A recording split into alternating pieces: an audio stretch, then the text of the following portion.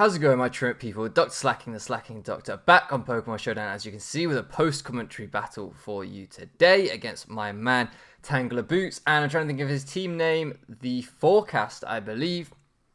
Some of you guys, well, most of you guys probably know Boots, but those of you that just know me through YouTube might not.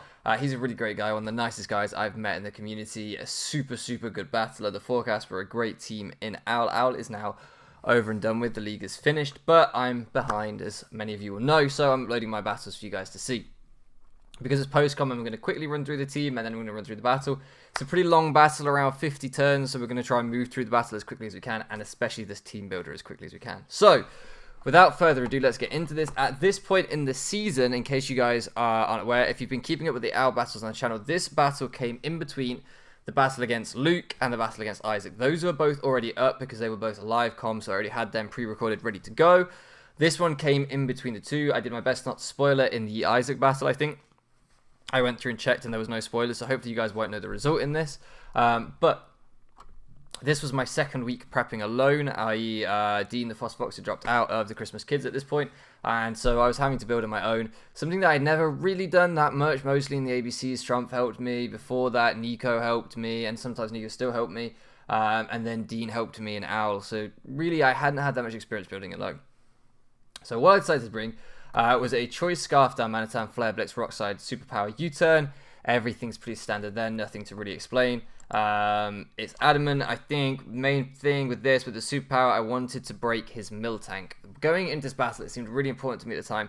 Boots had only lost one battle all season going into this, and it was to Strumpful. And Strumpful took out his Boots' Miltank in like turn 3 or 4. It was like really early, and I remember thinking at the time, if I can break his Miltank, I can maybe beat him, because he had a Miltank and a Vaporeon as his defensive core that just did not die. And I swear every battle, well, I mean, he only lost one, but every battle that Miltank lived, he won. It was like the common denominator. So I was like, okay, break Miltank, break Vaporeon. So that was the emoji set that we brought. Then we had Milton and Milotic with Scold, Toxic, Recover, Miracle. This was a last minute switch up. Originally had a Flame Orb physically defensive set, but as you can see, this is heavily specially defensive with the Mirror Coat. For things like his Espeon, for things like his Vaporeon, his Rotom Mo, just trying to hit some of these things with the Surprise Mirror Coat. It's always nice. We still have the Marva Scale on there, so if anything wants to Toxicers or Burners maybe, trying to switch into some Scolds from the Vaporeon, then that's very useful. Next up, we have Cobalion, Charlie Sheen, our Fightinium Z set this week, with Volt Switch, Flash Cannon, Hidden Power Fire, and Focus Blast. Z Focus Blast was 100% for the Miltank. I know that that's what that would have been for, along with Emoji Superpower. If he wants to be physically defensive, yep, that's fine, but Charlie Sheen will have him. If he wants to be specially defensive, yep, that's fine, but Emoji will have him. So I made sure that I hit him on either side, and I was going to break that damn Miltank. We did bring a bold set, so it wasn't absolutely massively specially attacking. 248 in special attack, I'm guessing, was what we needed to break a max special defensive Miltank or something like that. I don't know why I ran 248 instead of 252. I can guarantee there was a reason, though. I would have calculated that was exactly how much I needed to do something. Or maybe I just needed that much speed and that much defense. That's probably more likely. I needed that much defense to live something, and that much speed to outspeed something. So, fairly slow Cobalion here, really. But, you know, decent still. With that Volt turn, or Volt Switch pivot, sorry. Then we have Akoto, one of our MVPs. You guys, if you've been around the channel, know I love Donphan, and Akoto's been a mainstay for us in Owl this season. With Stealth Rock, Ice Shard, Earthquake, Fire Fang. Don't remember exactly what the Fire Fang was for. I think he had a Scissor. He has a regular Scissor in his draft, so the Fire Fang was surprise coverage for the Scissor, just in case he wasn't aware of it. Not everyone is aware that Donphan gets Fire Fang. It's a nice little surprise package sometimes. Again, this investment, I'm guessing the attack was to take out something. This was so many weeks ago, I apologize that I can't be specific with why I have so much investment, but it was to break something. And last up, oh no, sorry, penultimate Pokemon here, Penelope Pitstop, our Mega Diancie, Timid Nature this time, obviously trying to outrun something very specific, the rest in special attack, and what we have left over into HP. Pretty standard build here, Moonblast, Hidden Power Fire for the Mega Scizor, I would say. Which I'm guessing Charlie Sheen also had Hidden Power Fire for the Scizor. Not Mega Scissor, regular Scissor. I don't know if I said Mega. I might have done. Diamond Storms try and boost defense. I just realized I've still got Discord open, so I will close that so you guys don't hear those notifications. Diamond Storm to hit something else and to boost our defense, and a Rock Polish so that I can try and outspeed some stuff. Probably worried about Scarfers or maybe even agility sets. Can't quite remember. And then Wheezing, last but not least.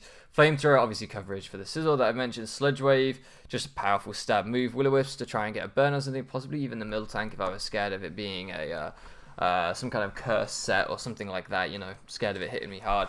And Pain Split for a little bit of recovery and just to wear some things down. Sterling doing what Sterling regularly does here. So pretty standard build. I hope that made sense. I don't know. These EV spreads are looking wild on Sterling. I must have invested some time into some calcs on these for exactly what I was trying to do. I'm guessing the special attack allows me to Oko a Scissor, maybe. I don't know why the rest of it is, but I wish I could tell you. I wish that I had recorded this live because those EVs, I'm proud of myself for being that in-depth with my EVs. But I will see you guys in the battle. Okay guys, and I'm back here with the battle for you. Unfortunately, down below me, you should have the, I say unfortunately, but you should have the Lake District Spirits logo. That is not our logo for Owl. We are the Christmas Kids and Owl, and I was the Idle Isle still at that point. But it's here on the layout for when I'm doing post-com for new stuff that's coming up. So it's just going to be here for the rest of Owl, I'm afraid. I hope you guys are okay with that. I mean, it's a pretty awesome logo. Shout out to my man 2-Bit Crow. So it's just there. It's just there to chill. Without wasting any more time, let's get into battle. If there's anything relevant in the chat, I don't think there will be, but I will bring it up. We obviously, of course, do the formalities of good luck, have fun, and all that business. Straight away, when I'm looking at his team prep here, I do remember quite clearly thinking, oh crap, there is not a Mill Tank. The one thing that I prepped so heavily to break that I brought the Z-Move for, and it's not here. I remember being very concerned about that, but you know, it wasn't the end of the world. Not seeing it in a way was a relief, I guess, because it meant that I didn't have to worry about breaking it, I guess. One of the things that scared me throughout the build was breaking Vaporeon. I knew it was going to be immensely tough. Very few people had done it. And handling Volcarona, I felt like I needed to get rocks up. To do that, Volcarona is not a mon that I've really ever faced. I think this is probably my first time ever battling a Volcarona outside of Rambats. Like, it's just not something I have any familiarity with. I know what it does. It quiver dances, it giga drains, it maybe gets energy ball as well, perhaps. I think it runs Z Bloom Doom a lot. Fiery dance. Like, I know what it does, but at the same time, I just never come up against one. So that was pretty daunting. Let's get straight into this. Hopefully you guys can hear me okay. In fact, let me just check that.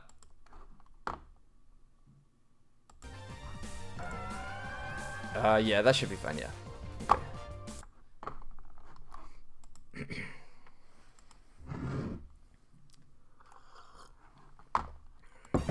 Okay, so you guys should be able to hear me absolutely fine. It's just very loud in my headphones. But you can see we lead off with Charlie Sheen. I figured it was a good Volt Switch to get slow momentum off the lead. He leads off with his Rotom Mow. Chooses to hard switch and not Volt Switch, which I was slightly surprised about at the time. We were firing off a Hidden Power Fire here, just as a bit of coverage to try and hit it. He goes into Espeon. In fact, I think I know why. So I'm assuming he's going into Espeon here, expecting this to be a Stealth Rock lead from the Cobalion. And he's going for the Magic Bounce Mon. I didn't have Stealth Rock on this Mon. Obviously, going up against Volcarona, you do want to get rocks up early, and maybe that's why he expected the Stealth Rock lead. But in reality, I was very scared of going for Stealth Rocks all game because the Espeon was there, and I just didn't want to make a stupid play. I think with hindsight, watching this back, I maybe could have fired off a Flash Cannon or something, expecting that switch, because it makes a lot of sense. The thing that I didn't know at the time as well, which I know since, is that the Rotom Mow he brought was actually very slow, so I did outspeed, that's why he hard switched. That would have given me a bit of information there had I made that read, or had I realized, hey, his Rotom Mow is slow, that's why he made that hard switch, but it just, I didn't put two and two together at this point. We went into Milotic on the Psychic because we knew we could eat that from the Espeon, and then we go back into Cobalion to fire off another Hidden Power Fire. It's pretty simple plays, to be honest with you, nothing too fancy. He goes for the burn. We're okay with the burn because we are a special set, so that really doesn't matter too much to us. Now we fire off a Volt Switch, which does like nothing. We go into Okoto, and the reason I went into Okoto was I was expecting him to want to Volt Switch out. After he had clicked Will-O-Wisp, I was like, okay, well, he's not going to do that again. He's probably going to go Volt Switch here. It wouldn't make sense to fire off a Leaf Storm into me, so I go into Okoto. He's used to Pain Split, a little bit annoying because we lose our Sturdy, but I'm thinking, okay, at the very least, I was aware that if I went into... My plan was to go into a Koto on the Volt Switch. He would stay in. The Volt Switch wouldn't work. Then I would go hard back into Cobalion, baiting out the Leaf Storm on a Koto. Which does indeed work. It just sucks that we took the Pain Split instead of the Volt Switch. The Volt Switch would have been much better long term for us. But he does fire off the Leaf Storm, so now this thing is pretty neutered. We go for a Volt Switch again, knowing that it shouldn't do too much to anything else. We go into Weezing as he indeed goes for his own Volt Switch, which does next to nothing. Casper, his Espeon could come out, but we go out into Milton. This is our designated wall for this Espeon. I believe we just click Recover on his Grass Knot here. Grass Knot doesn't do too much because we are so bulky. It actually does 10% more than the Psychic though, so we click Recover again. We just want to make sure we're fully healed. And this is where we start to get a little bit of damage off because we think, okay, we know that this thing has what, like Pain Split, Leaf Storm, and Volt Switch. If he wants to get Leaf Storm, be my guest. Take this Mirror Coat. It is going to hurt like hell. If he goes for the Volt Switch, then we're going to hit whatever comes in. And if he goes for the Thunderbolt, again, same as Leaf Storm, he's going to get blown back with that Mirror Coat. Unfortunately, he goes into the Vaporeon, which takes 50%. Seems great at first, but his Vaporeon set is... very, very bulky and based around longevity. I mean, that's how you run Vaporeon anyway, but he tends to run like Wish, Heal Bell, like all the kind of support and cleric things that you would expect on Vaporeon. So while he's Heal Belling, we bring in Charlie Sheen just to get a bit more chip with the Volt Switch. Go back into Milotic. We're just trying to just wear this thing down. Here goes Espeon. We make that play, expecting him to go Espeon. And we click Scold, trying to pressure that switch at least a little bit, maybe get a burn if we can. We click Scold again, and we do indeed get the burn. So now this thing's going to be taking a little bit of damage. We know we can recover anyway, and that's what we do. So we're both back at full, but at least he's taking a little bit of chip each turn, and we're slowly wearing him down. We go for the Scold, he goes back into the Vaporeon. I'm not too concerned about that at the end of the day. I just fire off another Scold here because there's nothing to lose if you choose to make the double. His Vaporeons are already at full health, so I might as well go for it. Scold again on his Morning Sun. And then I'm not sure what I go for here. I go for the Mirror Coat there, hoping he might just try and get some damage off on me. He doesn't, but this is a free Mirror Coat here. Now, I realize, guys, I'm going to just pause this here, that this bit of the battle is very kind of bogged down. It's a lot of Espeon, Vaporeon, Rotomote versus versus Milotic, sorry. Milton is just sitting here, and I'm just trying to maintain the pressure is what I'm trying to do. I know it's not great entertainment, and I apologize for that. But this was a very heated, very technical battle. I was sweating, I was shaking, because every play felt like we were trying to get inside each other's head. It was like, when do I Mirror Coat? When do I Scold? When do I Toxic? And I was well aware at this point in the battle that this could come down to PP. That this Vaporeon may well have to be PP stalled out. So I was trying to preserve everything, trying to play very carefully. Sometimes I'd fire off a Mirror Coat just to use that PP, or a Scold just to use that PP to try and preserve the PP that I needed for maybe Toxic or whatever, running out of Heal Bells. It was all very kind of like tactical, and at the same time, I never wanted to fire off a Toxic into that Espeon and get the magic bounce back onto me. So it was all quite intense at this point in the battle. That maybe doesn't translate as well in post-com, but hopefully you guys are just enjoying watching the kind of technical battle between us. And we recover here because it's safe to do so. He wishes because it's safe to do so. We can both see what we're going to go for here. We actually fire off another Scold as he goes into the Casper on the Wish. We know that's what he's going to want to do. He wants to heal this thing up, and we want to pressure it. So that's why we go for the Scold. We go for a Mirror Coat, hoping that he might fire something off. He doesn't. And we go for the Toxic because I don't believe at this point that he's going to go out.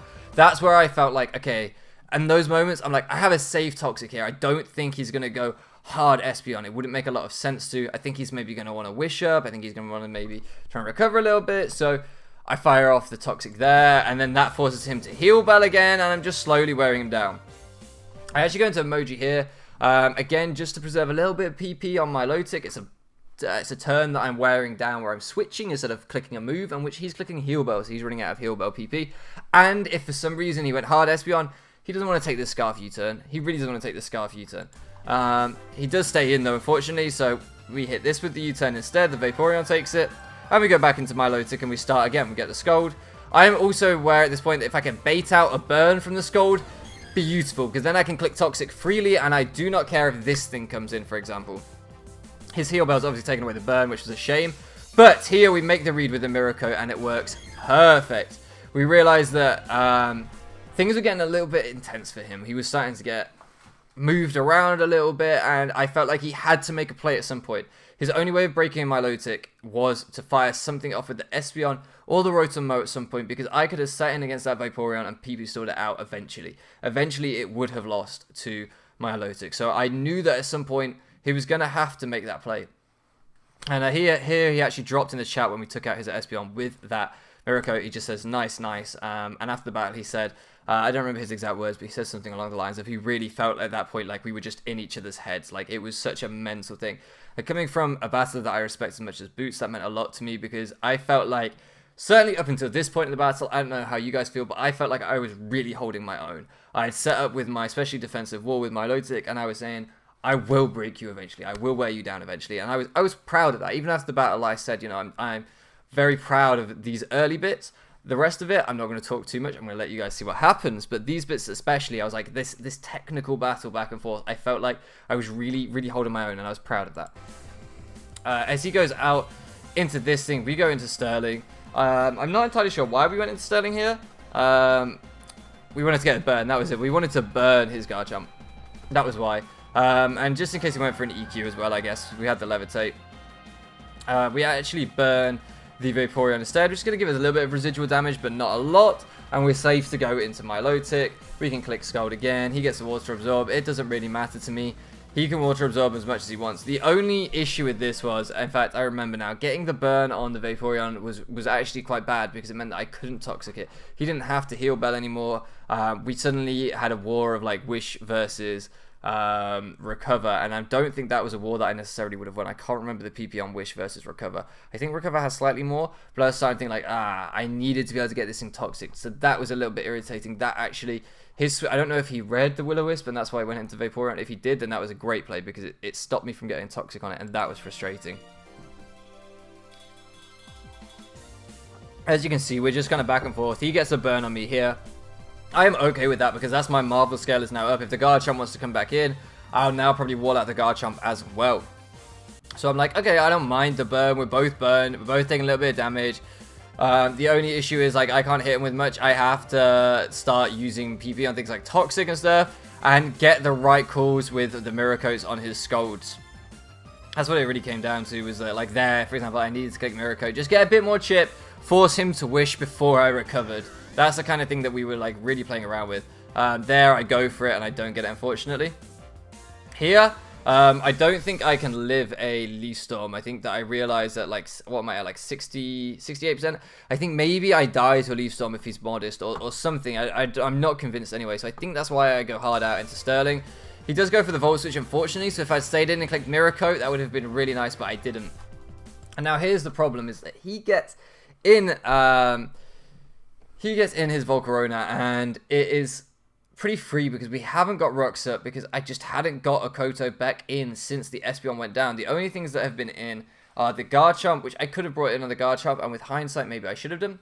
The Rotom-Mow, I can't really bring it on the Rotom-Mow a second time. It's just going to Leaf Storm me. I don't have my Sturdy anymore. Vaporeon, and I can't bring it in on that. So really, I was struggling to get my Rocks up. Had I realized that in the battle, had I made that... Hold on a minute, let me think now. The only thing I'm going to get Rocks up against is the Garchomp or the Scizor. Had I realized that, I didn't make that kind of inductive leap in the battle, I probably would have brought it in against the Garchomp. With hindsight, I almost certainly would have, and got up my Rocks there and then. I didn't recognize that problem. I never thought to myself, what am I actually going to put Rocks up against? So he does get the Volcarona in here, and he starts setting up with Quiver Dance. And this is where I panic, because I knew he was going for Quiver Dance, and I'm thinking, right, what do I do? If I switch the first turn, what do I gain? I'm looking at my team, and I'm like, I don't know what I should go into. I maybe should have gone hard Diancie, but I was expecting him to be Grassinium Z. He had brought Grassinium Z a few times, and in my head, I was convinced he was Grassinium Z. So I was like, I'll Grassium Z. I don't know if it's Grassinium or Grassium. Doesn't really matter. I was expecting him to be Bloom Doom. And I was like, okay, I can't live a Bloom Doom at +1 anyway. He's going to outspeed me, I think, if I remember right. So I was like, what the hell do I do? I can't hard switch. Maybe I got to try and Toxic Store this thing. Maybe that's my best play. So I go for a Sludge Wave, or not Toxic, but just Poison Storm. Just chip him down. I think I also slightly forgot that Quiver Dance boosts your special defense. I think because it's not something I'm that familiar with, I was maybe thinking it boosts your speed and special attack, or I just wasn't really thinking about the special defense boost and the fact I should try and hit him on the physical side. It didn't really, just wasn't registering with me mentally, I guess, at this point. I don't know whether Scarf Dalmanitan would have outsped him. If there was a chance, I don't know what Volcarona's base speed is off the top of my head. If Scarf Dalmanitan can outspeed it, then I 100% should have ran that. I should have ran a Dalmanitan with enough speed that could outspeed it, even at +1, and kill it with a Rock Slide. I don't know if I did that. I don't think I did. I don't think I thought about that. So he does get to +1 here, and then he gets to +2 because, hey, why the hell not? Like, I'm not doing anything to him. Even if I get the poison here, it's not doing that much. And this is where I start thinking, oh crap. Oh crap, he doesn't have to be Gracium Z anymore. And sure enough, the crit does not matter there. The crit does not matter with his Giga Drain. Emoji doesn't outspeed when he's at +2 speed, but I'm thinking, okay, well, Fiery Dance isn't going to knock me out. Giga Drain isn't going to knock me out, and a Bug type move isn't going to knock me out. If he brings Roost on this thing, then he doesn't even have that kind of coverage. So I was like, I should be fine. I should be absolutely fine here. Unfortunately, he does have the Z move. I was expecting the Z to be Z Bloom Doom, so when I didn't see that come out against the Diancie, I was like, maybe I'm safe. Nope, he has the Z Savage Spin Out. It's another crit. I don't think that mattered either. I'm almost at +2. That didn't matter. Excuse me, I've got hiccups now. I may be wrong, but I'm pretty sure it didn't matter. I don't know what, with Bug Buzz or something, I guess. If you guys want to run a calc on a +2 Bug Buzz, Z Bug Buzz, you can, but I'm fairly sure the crit didn't matter. And if we go down, obviously, to the Giga Drain here, we go into a Koto. We're like, okay, well, I might as well get some chip, go for the Ice Shard, but of course, he could just Giga Drain anyway and get it all back. And that's pretty much it. There's just nothing I can do. It's just a clean sweep. So we did end up getting 5-0'd by my man Boots. 50-turn battle, in which we get 5-0'd. Really sucked. It really, really sucked because, as I said, I feel like still watching it back, those early turns, the way I played the Milotic, I'm still proud of that. Like, I still feel like I did well, and I was playing the Mirror Crystal at the right time, the Toxics at the right time, the Skull at the right time. However, there's absolutely no doubt that Boots managed this battle as a whole way better. Like, I may have been getting individual reads right on a turn-by-turn basis, but on the longer term strategy, he had this in the bag. This man knew exactly what he was doing, and I respect that. And that's what I've got to do to up my game, is that I've got to think less like, hey, turn 1, turn 2, turn 3, turn 4, I made that read in turn 4, I made this read in turn 5, I made this read in turn 6. I've got to think, alright, I'm in turn 5 now, but what am I going to do in turn 15? I've got to start thinking and recognizing longer term, even when I'm building, how I deal with things. You know, how do I beat a Volcarona if it gets to +1? Well, I bring a Dalmanitan that can outspeed it, or I bring, you know, I think Rock Polish Diancie maybe was for that, although actually that wouldn't make sense because I never get to Rock Polish in its face. I can't remember exactly. But yeah, so I've just got to start thinking a little bit longer, I think. But I hope you guys enjoyed this one anyway. It was a very fun battle to be a part of, and me talking, I feel very self-centered talking about what I need to do better to improve. That is taking nothing away from my man Boots, who is already an accomplished battler, who showed exactly why he is, exactly why he still went with only one loss. I think all the way to playoffs he maybe went with only one loss. And I can reveal that what this battle meant. If you haven't already watched it, go and check out my battle with Isaac, the latest one that was uploaded, and even before that, Luke. If you haven't watched that for some reason, go check both of those out, because I'm about to spoil some stuff. About to spoil it. If you don't know which battles I'm talking about, the one against Luke was with the double trapping team, Doug Trio and Gothitelle, and the one against Isaac was the meme battle. I mean, the result of that one isn't really important, it's a meme battle, but nevertheless, I'm going to spoil some stuff. What this meant, because Team Cacti won whilst we lost. This actually lost, Christmas Kids lost this week. I don't know if we got 3-0 or 2-1, I can't remember, to be perfectly honest with you. But we lost this week against the Forecast, which meant that going into the last week as Team Cacti won, only us or Team Cacti can make playoffs. Only one of us can make playoffs, and I believe we were pretty much exactly even. They were ahead on differential, not that it mattered. Whoever won in our game against Team Cacti went to playoffs. So we essentially had a pre-playoff playoff. Whoever won out of us went into playoffs. Very intense battle. And I went up against Some of you may know him from the ABC, my man Socrates. He was the runner-up in the ABC. Great guy. He's been on the channel a couple of times down in the comment section showing some support. And it was good fun in the ABC. As I say, he was the runner-up there with his terrifying Terrakion team. That's hard to say 3 times fast. And that's who I faced in the final week to decide if the Christmas Kids can make playoffs. That will be up very, very soon. So stay tuned for that. If you're not already, hit that subscribe button and you'll be able to see that battle too. Let me know what you guys think of post-com, how I'm doing it. Feedback is always wanted, as you guys know. If I talk too fast during the post-com, if I pause too much, if I pause too little, whatever you guys want from the post-com, it's going to be around a little bit over the summer, I'd expect. So please give me your feedback on how I can do it better. And with that, thank you so much for loafing around with me, and I'll catch you guys next time.